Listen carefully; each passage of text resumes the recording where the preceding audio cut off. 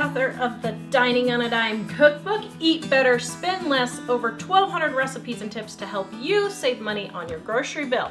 If you love us, please like, subscribe, and share so you can get more videos like this, because today we are talking about 10 things you should never, ever, ever buy. Never? Ever. Ever? Ever. Whoa, these must not be the things I was thinking.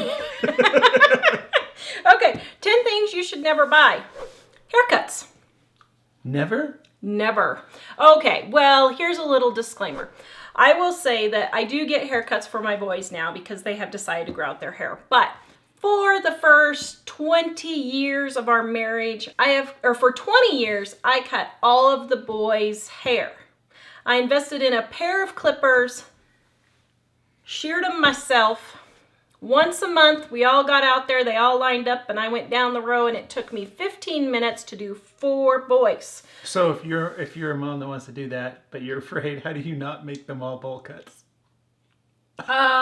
Well, you don't do a bowl cut. You just take the clippers and just go over their head. And we have a video, which we'll share, and is in the link in the description below, on how I cut my boys' hair. So it'll be nice looking. Yes. Okay. But that's what people by want. doing that, I saved $90 a month.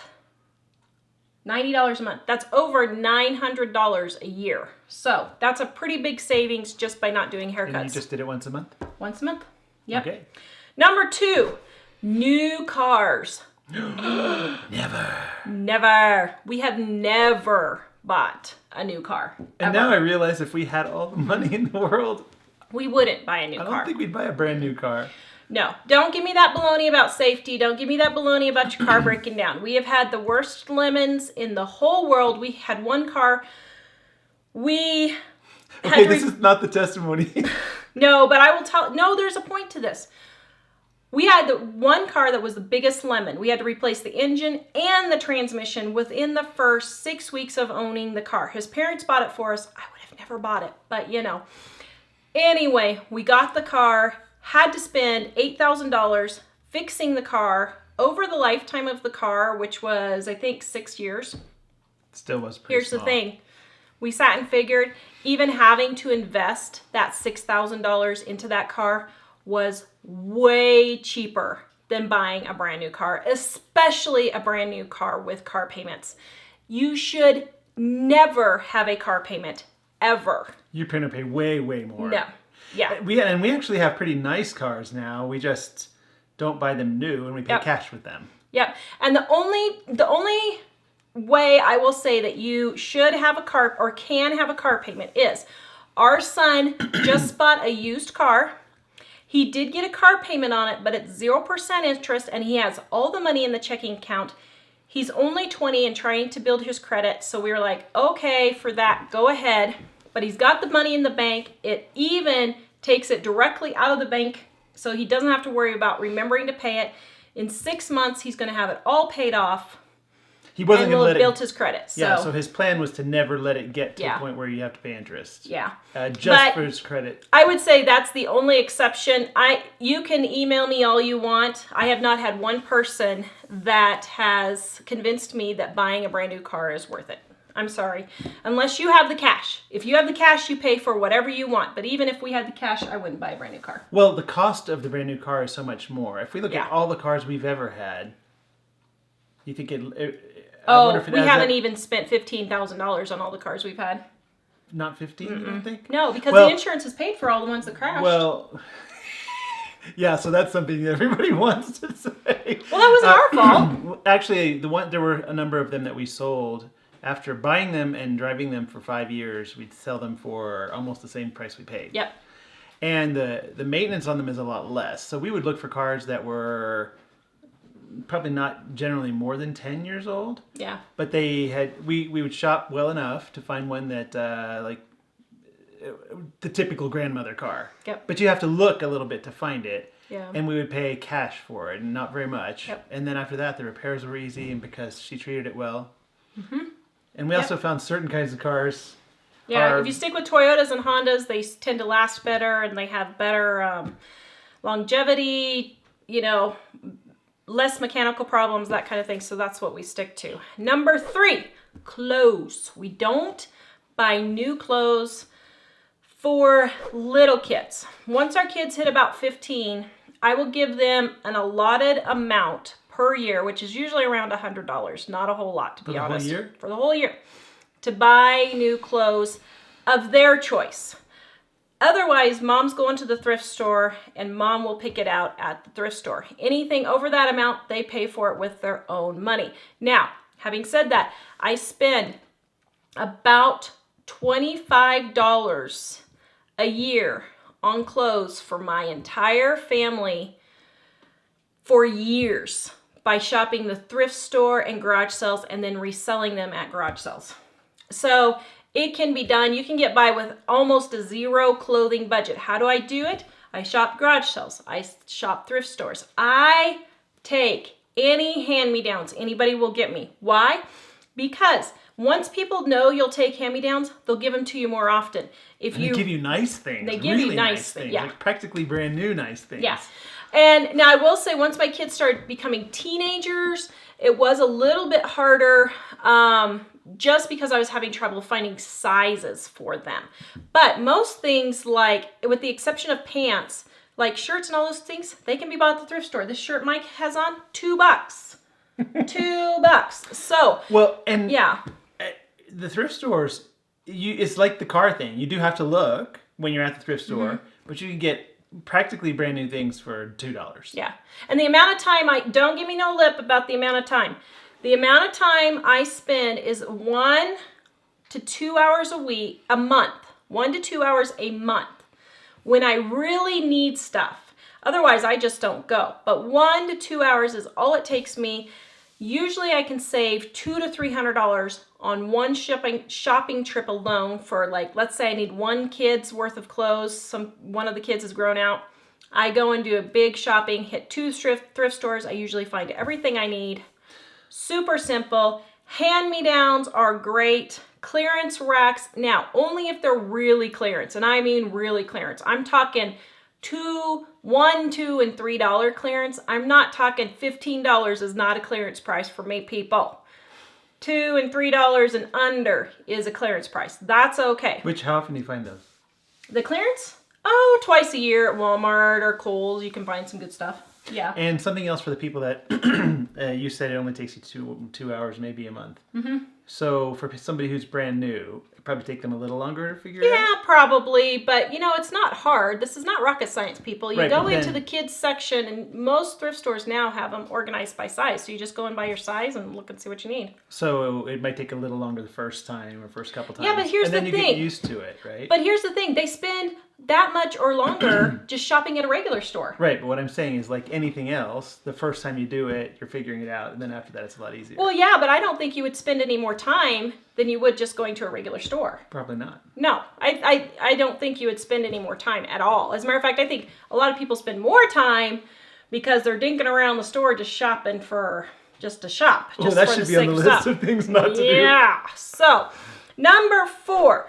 Car washes. Now, I'm not going to say that we never get car washes, but I am going to say we rarely get car washes. Right, dear? Yeah. Actually, I have gotten car washes more than Tara, but for me, I would go to the one where you get out of the car and you spray it yourself with the wand. Yeah. Because if you drive through, it's like $9. But if you do the wand thing, it's $3. Yeah. Sometimes the car washes will do like a $1 special. If you buy a gift card for $20, you'll get 20 car washes for $1. We'll do something like that. So I'm not going to say we never get a car wash, but we don't go once a week and spend $15 is what it is at a car wash here. But seriously? Here in the place where we live in Colorado, the drive-through car washes don't do as good a job as getting out there and doing it yourself with the wand. No. So the only reason, all you're saving by spending 300% on it is having to get out of your car. Yeah. Okay, lawn care. I didn't know so many people hired lawn care until we moved into the suburbs of Colorado. Seriously, people, take the 10 minutes and spray on your own 2,4-D to kill the weeds. spend 15 minutes laying down fertilizer. It is not worth spending $100 a month it's more than that. It's $160 a month to have your lawn mowed. If it's a small lawn. If it's a small lawn here. It's probably another $50 to $75 to have your lawn treated, depending on what it is. Seriously, it takes me less than 15 to 20 minutes to spray to get all the weeds taken care of and everything. I have 4 kids. We have them, mow, Michael weed once or twice a month. We're done, and it doesn't take very long. No, you're talking about regular families. If this is somebody that's making a ton of money doing some job, Oh, go for it. Then pay somebody to do it so they can be doing that. Yeah, but they better not be watching our channel. They better have their act together. Well, hopefully they're still watching our channel to learn how to not spend the big bucks in it. If you're making more than $100 an hour, please pay to have your lawn mowed. But most of the people that visit us living on a dime aren't. Okay, number 6, no cable. Okay, when the ladies of the evening commercials were coming on our channel in the daytime while the kids are watching Christmas shows, we cut the cable the next day. Yes, that indeed happened, and we were pretty torqued. So we have not had cable for 15 years. What do we do instead? We don't miss it, that's for sure. We do YouTube. We do mostly YouTube now. We'll do Amazon Prime. We have done Netflix in the past, but now with some of the things that Netflix is coming out, I'm not going to support Netflix anymore. I am family friendly, and they are not, so I do not support that. So mostly we watch, we did buy Monk and Psych, and every year we watch the whole season through with the family, editing out the videos that aren't so great. And meaning we just didn't show them ones we knew were... Yeah, we rent DVDs from the library all the time. Our library has tons, like hundreds of DVDs you can rent from the library. So that's how we do that. Number 7, I don't get manicures and pedicures. Seriously, learn how to do it at home. It is simple. There's no reason to be spending $50 a week getting your nails and toes done. Not worth it. Okay, maybe it's an occasional special occasion. Take them to the beauty school. That is a huge amount of money. I don't do that. Number 8, we don't buy new furniture very often. Okay, here's my disclaimer. Up until we have kids. Up until just a couple of years ago, we did not buy, with the exception of our bed was the only thing we bought. Our bed was new. Everything else in our house was used. Why? We have kids. I'm not going to go spend $1,000 on a couch and have one of my kids accidentally take a marker to it. Well, not so accidentally.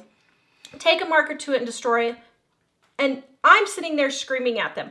I know I have kids. I'm not planning on having any new furniture until my kids are out of the house.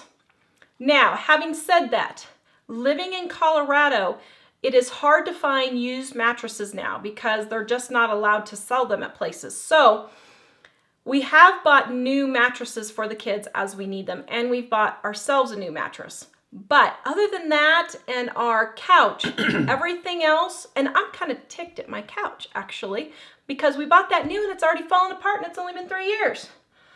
So yeah, I was a little hacked about that. So I buy all my furniture used. Where do I shop? Garage sales, thrift stores, Craigslist, Facebook Marketplace. When I need a piece of furniture, I look at those places. The side of the road. We've gotten a ton of stuff on the side of the road, haven't we? And this isn't junky stuff. No. I mean, when we were first married, we had no money at all, and our standards were a lot less strict than they are now.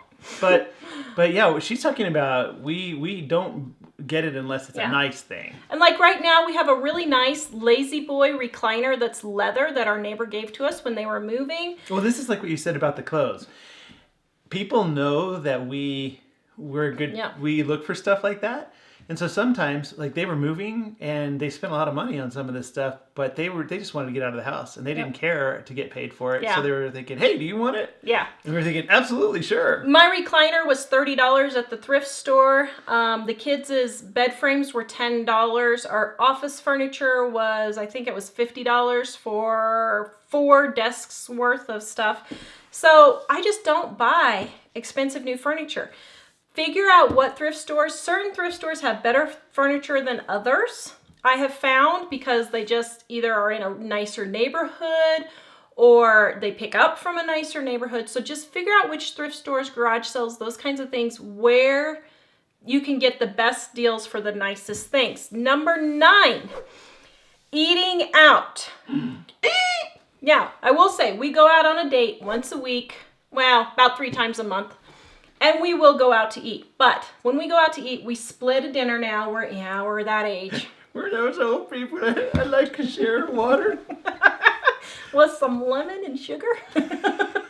We haven't done that part, by the way. But we'll go out and spend $15 a week on a date, going and eating alone without the kids. And then once a week after church on Sunday, we order off the dollar menu and we get dinner for the 4 of us after at the church. kids' favorite Yeah. fast food place. Yeah. How much do you spend on that? Because I never go in. How much is it? Do I want to know? Actually, it's a little more now. We're probably about $11 or $12 for 4 of us. $12 for 4 of us. How dare you spend $12? Well, I knew if you came in, then we'd have to crack the whip on something. Well, usually Mike goes in and I sit in the car because by the time church is over, I'm dead. So. But the one thing about us splitting things at the regular restaurant, the reason why we started doing that is because, of course, we were both trying to lose some weight, but we were thinking this is a huge meal, and we were bringing a bunch of it home, and it's fine. We if you go and you have leftovers, always bring them home. Yep. Mm-hmm. Don't waste that. Yeah. But we started realizing, man, we bring so much home that we can let's just try splitting it, and it worked out great. Yeah. So, and our favorite place that we like to go on our dates, they just give us a huge portion, amount of food. So that leads us into number 10. If you do eat out, bring home your leftovers, people. Ooh, I guess I got ahead of that one. Seriously. Oh, there's so many people. It drives me nuts. Well, actually, what I think is funny is people talking about the environment and about all this and other stuff. And how they have no money. And then having a separate meal for each kid and throwing it all away. Yeah, I'm not kidding. When we do go out to eat, we sit and watch. 75% of the people throw away 75% of their food, and they don't bring it home, that the kids don't eat. It is ridiculous. And then they get their kids this huge drink. Kids don't need a huge drink. Well, I've noticed at some places, I've seen people come in and they'll get this huge meal for a 6-year-old. I'm thinking, your 6-year-old can't possibly eat that. Eat a burrito this big? No. What we noticed is a lot of our younger kids, they would eat a tiny little bit. So we try to note how much is it that they actually eat on a normal basis. Yeah. And when we would go to a restaurant like that, we might get something and divide it up and give them the portion that they normally eat. Yeah. And they were happy with that. Yeah, so first of all, stop getting your kids such big meals, but bring home the leftovers that you have. So if you like these tips, would you please visit us at livingonadime.com, check out our Dining on a Dime cookbook, like, subscribe, and share, and we will see you guys next time. Bye.